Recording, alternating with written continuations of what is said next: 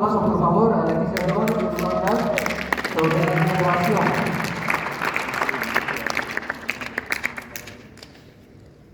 Bueno, buenas tardes chicos, es una alegría que estén acá para mí. Bueno, el tema que voy a hablar hoy es flexobraquial. Espero que entiendan, intenten captar lo más que puedan. Ahora está entrando miembros superiores a teoría, entonces yo creo que es pregunta fija de examen que es el flexo. Yo lo estoy intentando mezclar con lo que es la clínica para que les sea más fácil entenderlo o captarlo, ¿ok? Bien. Algunas cosas que no son importantes los voy a ir hablando superficialmente. Plexo, primero definir qué es plexo. Plexo es el entrecruzamiento de las raíces anteriores de los troncos de los pares raquídeos, ¿ok? Porque tenemos pares raquídeos que se dividen en raíces anteriores y raíces posteriores. ¿Ya? Estas raíces anteriores se van a entrecruzar, entrelazar, y en el caso de plexo braquial hablamos de los últimos 4 pares cervicales y la primera torácica, ¿ok? ¿Dónde se ubica el plexo braquial? Bueno, está a nivel, podemos decir que está a nivel del cuello y en la parte superior del hueco de la axila. Y vamos a hablar de sus relaciones.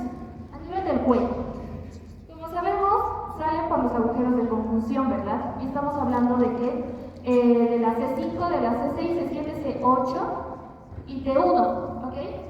Entonces, estas raíces al momento de salir van a estar en relación con una arteria y un ganglio, ¿ya?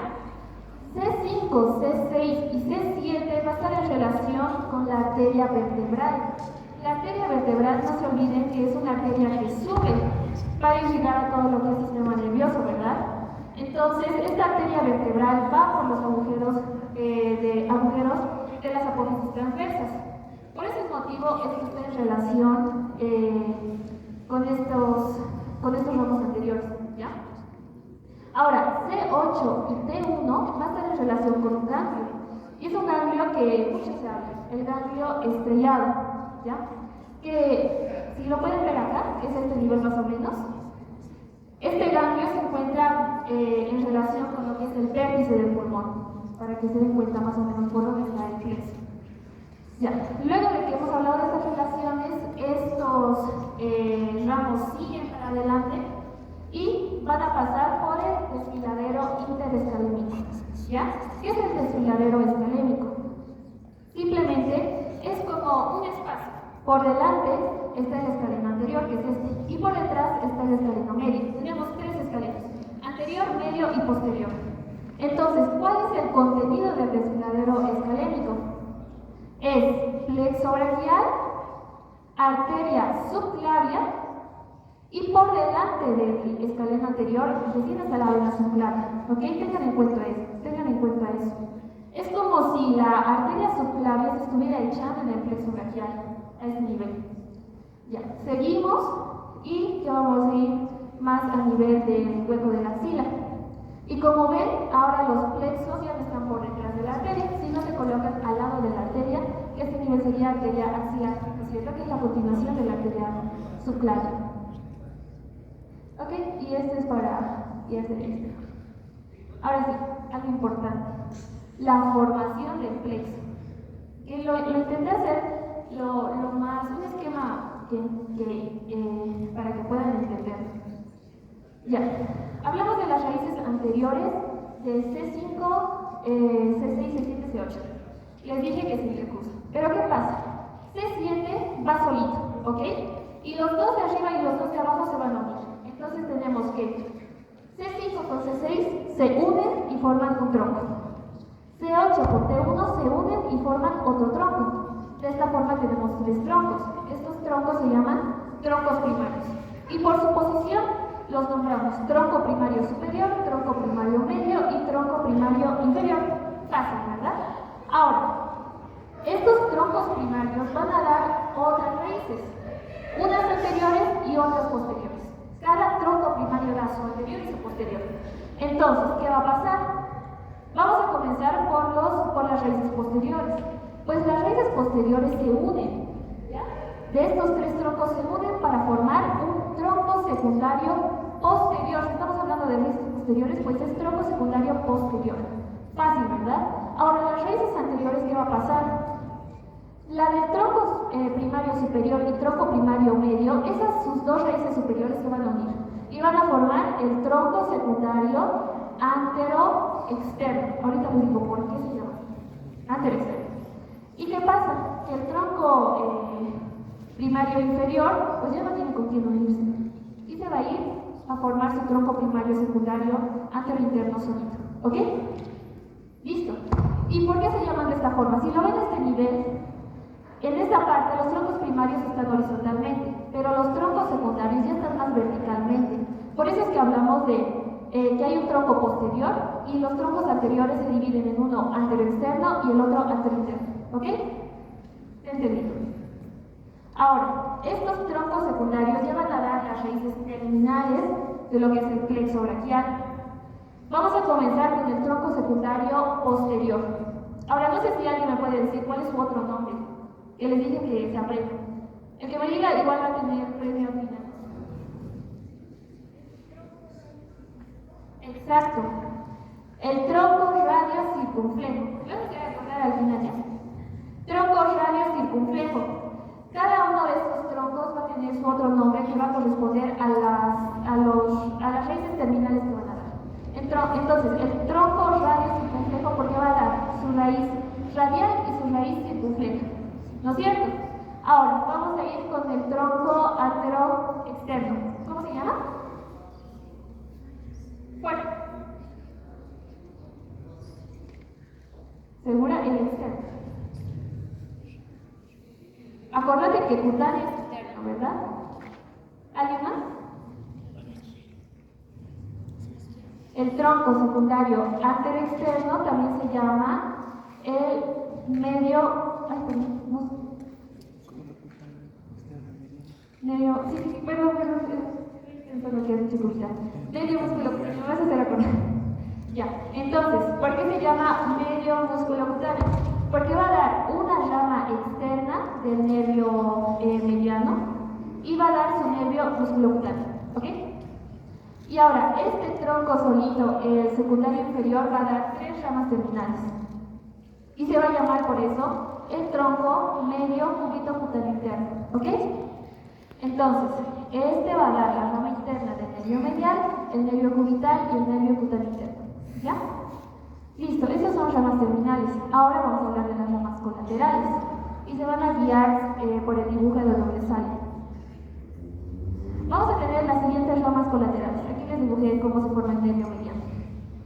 Ya, vamos a tener el músculo, el nervio torácico largo, o también llamado músculo del serrato mayor, ¿ok? Luego vamos a hablar más detalladamente. Sale de C5, C6, C7. Luego, otra rama colateral es el nervio dorsal escapular, ya que sale de la C5. Luego tenemos del tronco primario superior, vamos a tener el nervio supraescapular y el nervio subclavio. Luego tenemos el tronco secundario posterior, tenemos el nervio subescapular superior, tenemos el nervio subescapular inferior y el dorsal ancho. De los troncos anteriores, tanto el antero externo que va a dar el nervio pectoral mayor y el tronco antero interno que va a dar el pectoral menor. ¿Ya?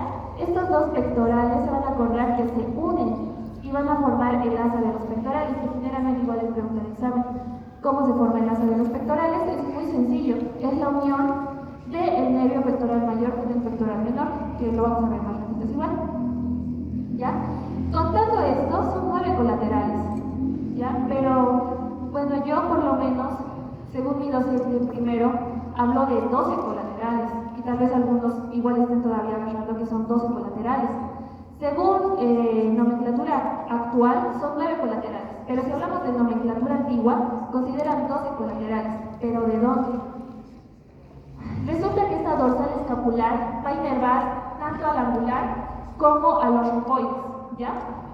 Y antes se consideraban que eran nervios separados, por eso se hablaba ya no de un dorsal escapular, sino de un nervio para el angular y un nervio para el romboides, ¿ok? Ahora también se consideraba que había un nervio del redondo mayor, era un nervio aparte. Pero ¿qué pasa? Que luego se descubrió que este nervio del redondo mayor simplemente es la terminación de este subescapular inferior. ¿Ya? Y por último, se hablaba de un accesorio del puteo interno. Y con eso serían 12 ramas colaterales. ¿Ya? Este es el esquema final. Si lo quieren sacar foto o no sé, pero apréndanse esto. Es las ramas colaterales, las ramas terminales y la formación del plexo. ¿Ok? Ya. Ahora les voy a ir pasando rápido lo que son las ramas colaterales. Es muy fácil. Más que todo es guiándose por su nombre. ¿Ok? El nervio torácico largo es igual. Puede ser pregunta de examen porque dicen ¿dónde o cuál es el nervio de Charles Bell?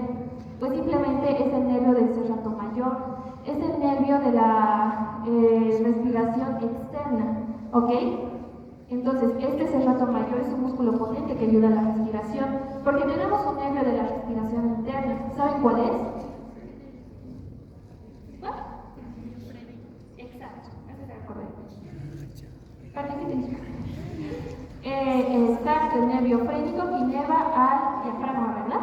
Entonces, este es el nervio de la respiración interna. Bien, no hay mucho que decir, este nervio pasa por la pared costal, parte lateral del tórax y nada más. Bien, nervio dorsal de la escápula, es lo que les decía. Este nervio dorsal de la escápula pasa por el borde interno de la escápula, que a este nivel se encuentra tanto el músculo angular y los dos músculos romboides. Por eso es que antes se consideraban que eran lentes aparte. ¿Ya? Luego tenemos el nervio supraescapular. Ok, ahora es igual. Igual tomen en cuenta, es importante que el nervio supraescapular va por la escotadura coracoidea. ¿Saben dónde está, verdad? Aquí está más o menos el coracoides y al ladito tiene una escotadura, por eso se llama escotadura coracoidea.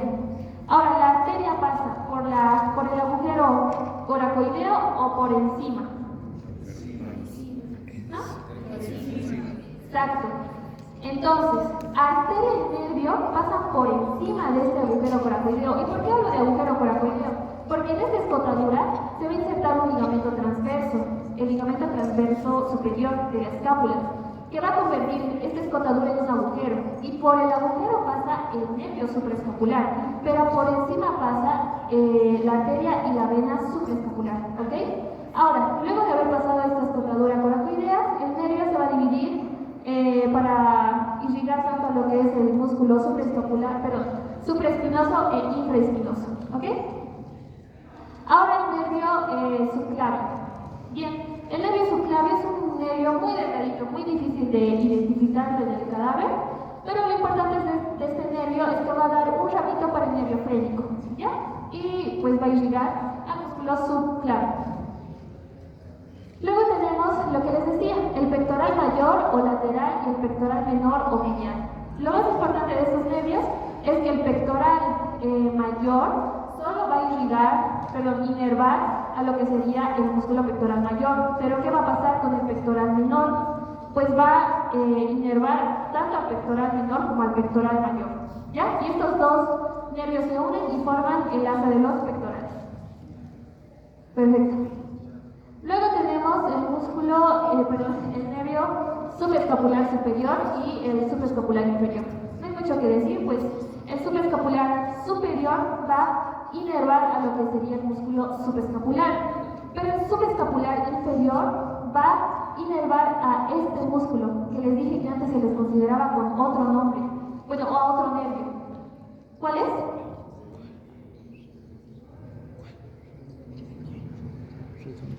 Les dije, ¿verdad? Es un terminal del subescapular inferior. Y antes se consideraba que era otro nervio. Solo con la imagen, ¿qué músculo es? El redondo mayor. Redondo mayor. ¿Ok? Entonces, el subescapular inferior va a inervar a lo que sería el redondo menor. Perdón, mayor. Listo, luego tenemos el dorsal ancho, no hay mucho que decir, pues inerva al músculo dorsal ancho. Ya estaríamos terminado con los nervios colaterales. Ahora nos vamos a ir a los nervios terminales y hablar de su clínica, que es lo más sencillo. Bien, vamos a comenzar por este músculo, pero por este nervio músculo cutáneo. ¿Ya? El nervio músculo cutáneo, también llamado nervio perforante de Casselius. ¿Por qué se llama nervio perforante de Casselius? Porque perfora a lo que sería el coraco braquial. Por eso este músculo coraco-braquial también se llama músculo perforado de Casselius. ¿Por qué? Bueno, solo para guiarse tal vez. ¿Por qué se llama nervio músculo cutáneo? Porque perfora un músculo y su objetivo es llegar a la piel. ¿Entienden? Por eso se llama músculo cutáneo. Bien, una vez que perfora a este músculo coraco-braquial, viene y se inserta a este nivel. Este es un corte transverso del brazo. Se divide en dos compartimentos. En el compartimento anterior tenemos este, que es el músculo coraco-braquial, y viene y se viene a ubicar por detrás del bíceps. Aquí lo están recorriendo a un lado, por detrás del bíceps y como echado en el braquial anterior, ¿ok? Entre esos dos músculos.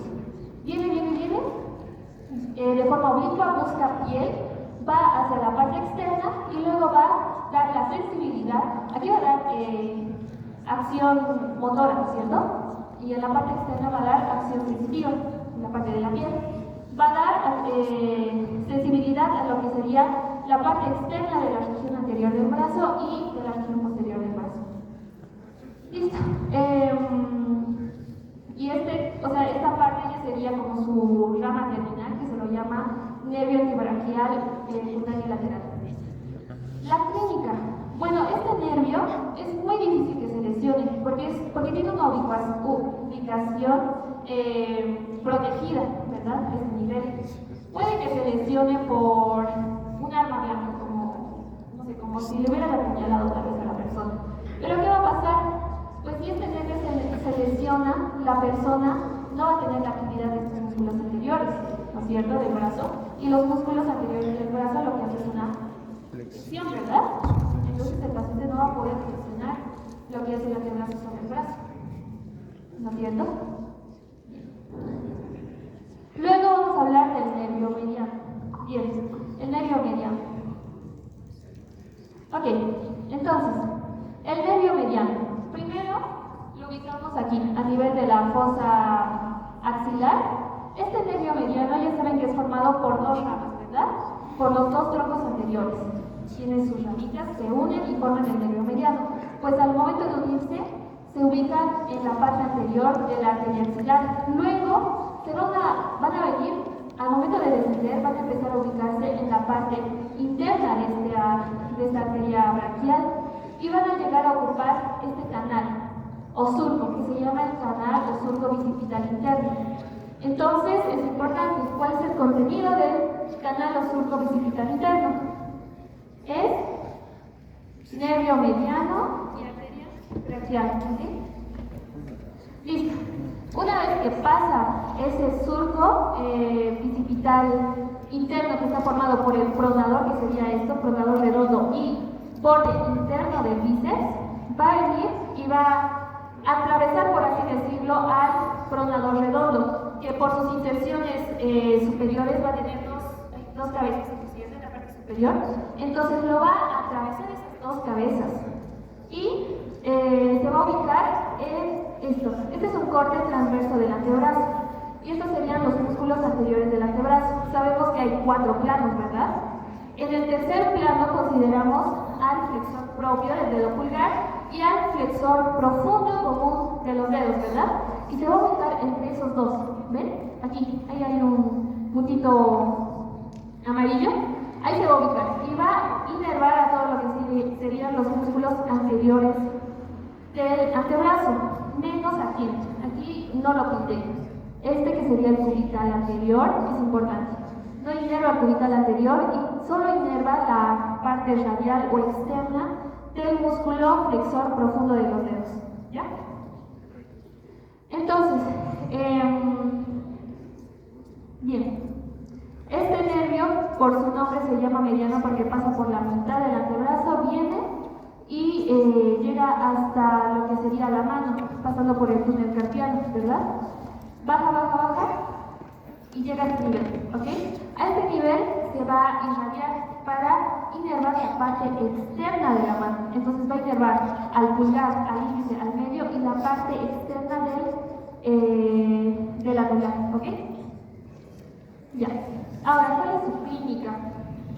Su clínica del mediano. Vamos a tener la mano del predicador. ¿Por qué vamos a tener la mano del predicador?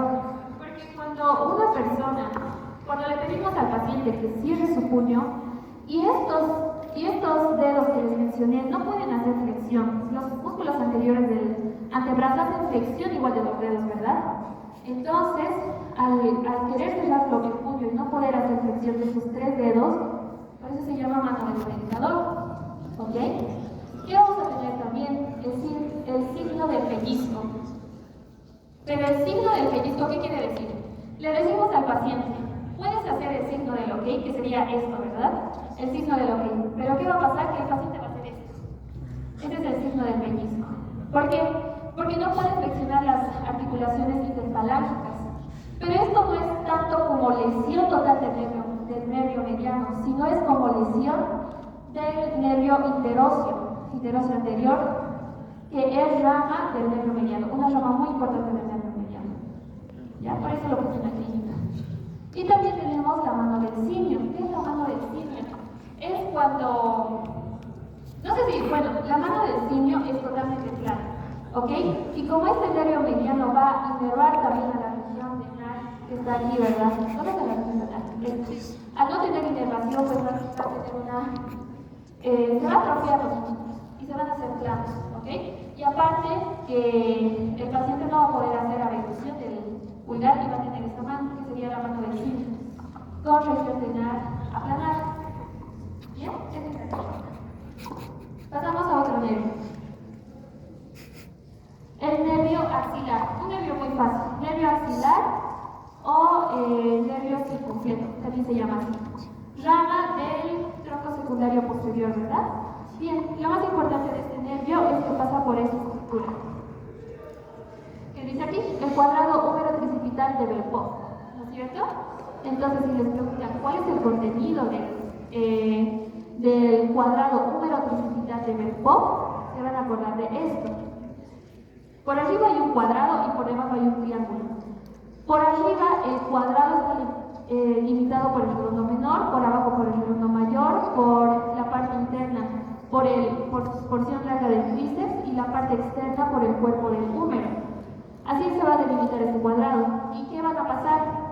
Miren que está a este nivel. Y a este nivel tenemos el cuello, el cuello anatómico del húmero. ¿Y qué nervio va a estar por el cuello anatómico del húmero?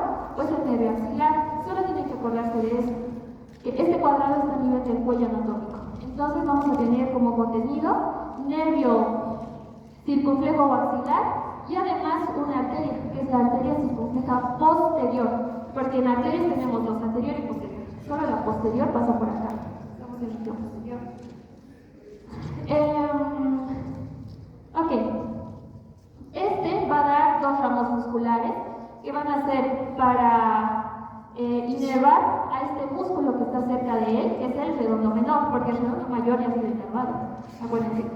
El redondo menor y también va a inervar al deltoides. Y va a dar un ramo sensitivo para inervar todo lo que sería la parte externa del hombro, por lo cual este nervio nos va a dar la sensibilidad al momento de vacunar, ¿ya?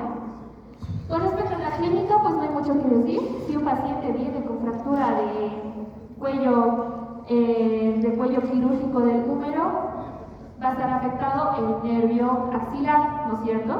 Entonces el paciente, ¿qué creen que no puede hacer? Abducción, ¿verdad? Entonces le pedimos al paciente, haz abducción con tu brazo o levanta tu brazo y no va a poder. Sabemos que es lesión del nervio radial.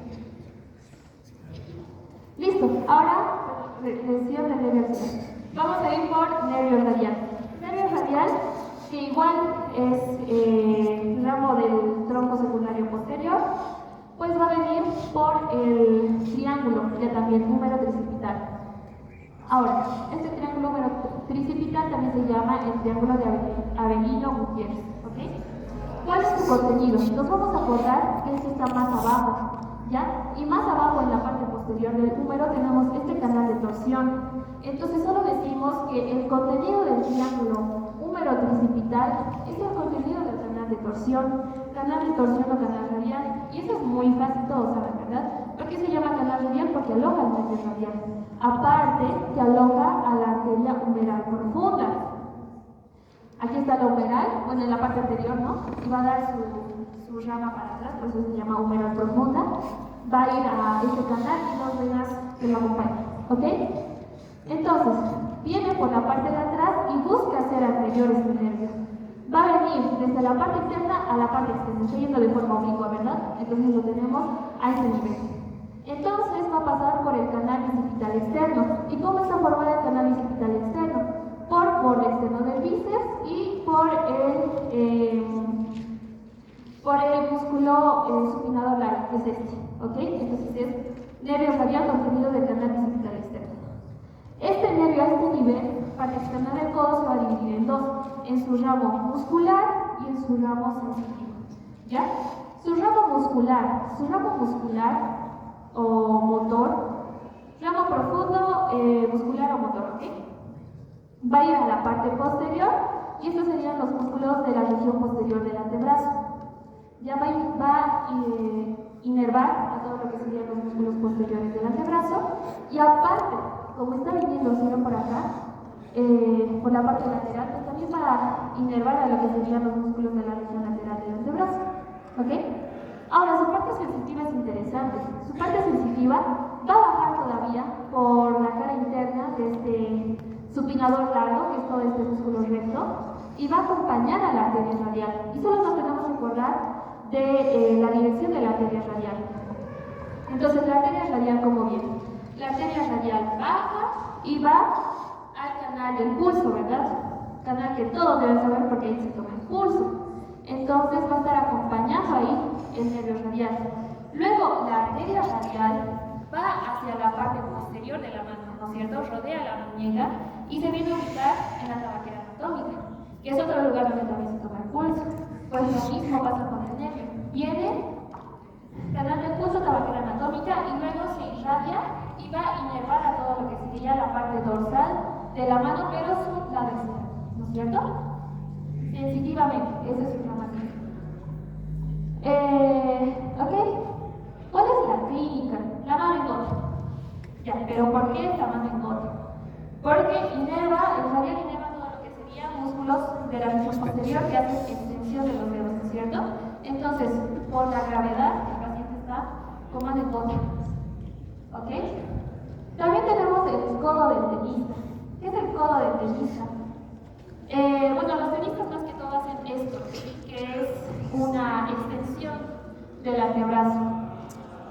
Pues no es una lesión como tal del nervio, pero lo estoy poniendo aquí porque es una irritación del nervio. Cuando hay una hipertrofia de los músculos, tanto supinador, que está en relación, ¿verdad?, del supinador largo, los palmares y todos los que hacen una extensión lateral del antebrazo, van a comprimir de alguna forma el nervio y el nervio al ser irritado va a dar parestesias. ¿Y qué son las parestesias? Son hormigueos. ¿Ok? Ese sería el codo de sensación. Ok, ahora nos vamos a ir al nervio cubital. El nervio cubital. Bien. Nervio cubital, que es rama del tronco secundario anterointerno. Este nervio primero va a pasar por la parte posterior de lo que sería la arteria humeral, ¿ya? Luego viene y se hace, viene a la parte interna del brazo, pero ya al momento de llegar al codo, este se va a ir para atrás y luego va a volver adelante, ¿ya? Va a ser como una C atrás.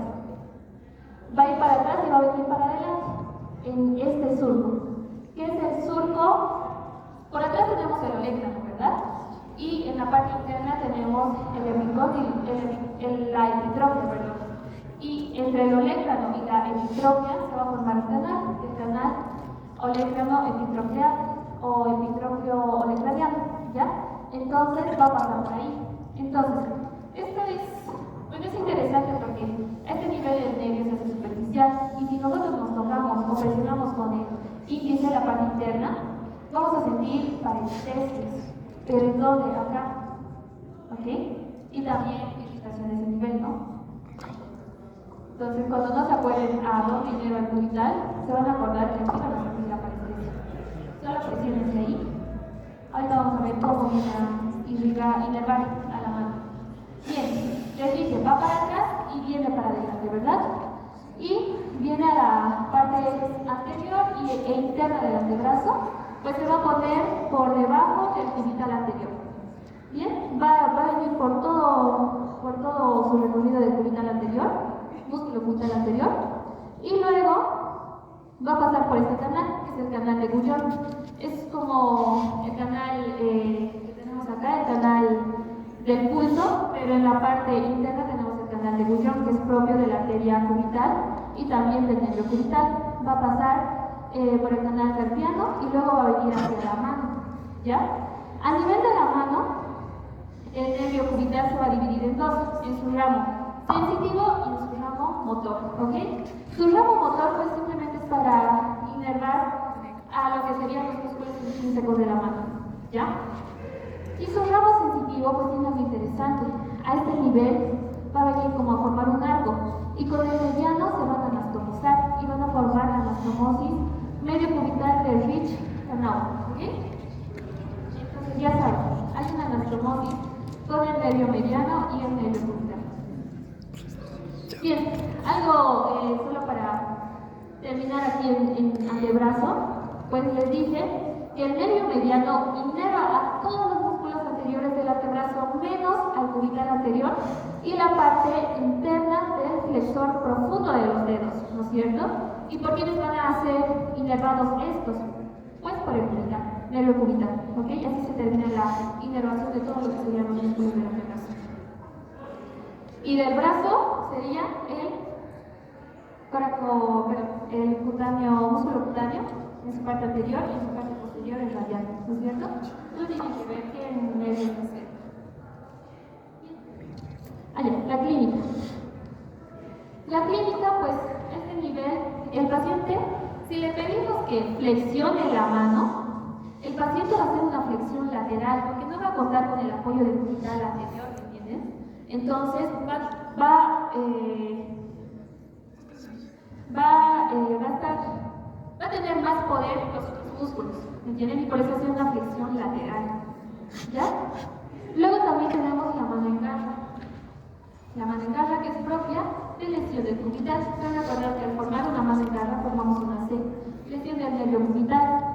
Esto es más que todo porque no están inervados los interóseos, que igual inervan lo que sería el nervio cubital. Ahora, por último, el nervio braquial cutáneo interno.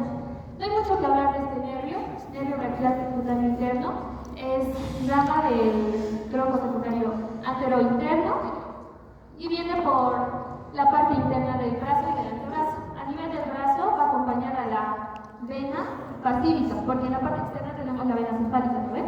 Como este nervio es muy superficial, va a venir a acompañar a la vena basílica y va a ir a todo lo que sería la parte interna anterior del antebrazo e interna posterior del antebrazo. Es netamente sensible.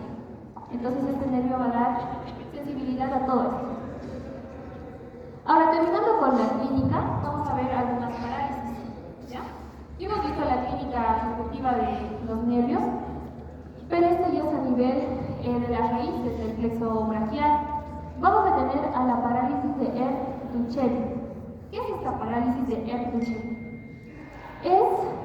Se debe a una hiperextensión del ángulo entre el hombro y el cuello, ¿ok?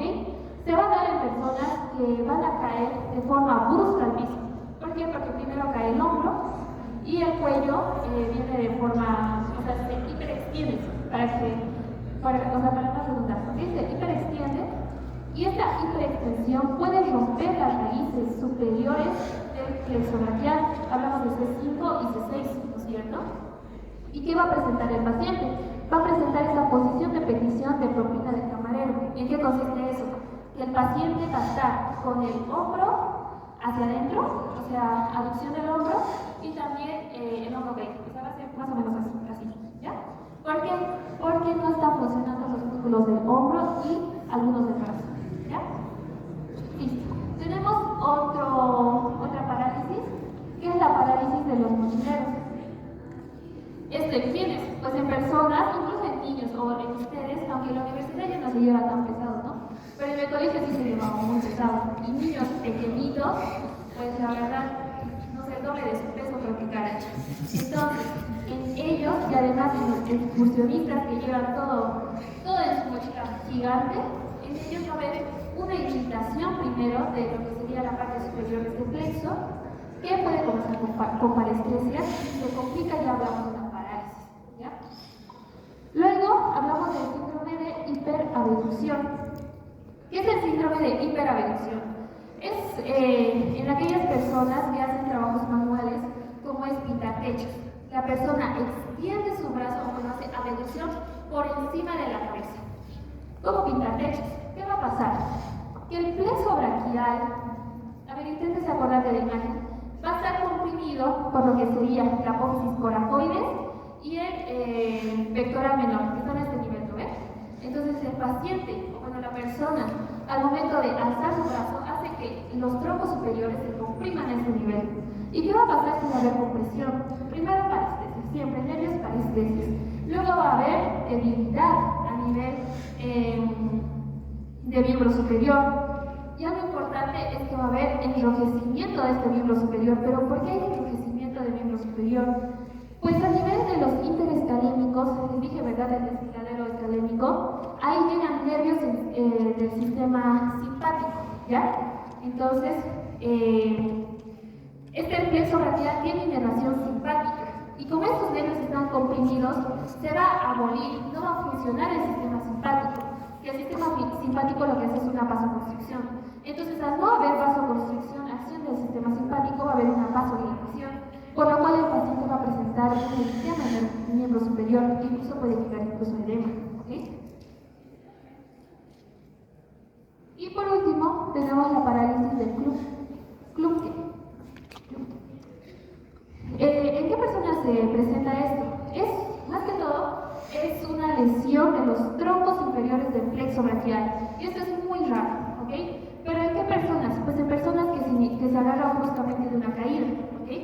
Hacen una extensión brusca de lo que sería el miembro superior, o en los recién nacidos, que hay parteros pues que jalan de manera muy brusca lo que sería el bracito, ¿ok? Por esta acción se va a lesionar los troncos inferiores del plexo y va a presentar, el paciente va a presentar la mano en caja, ¿ya?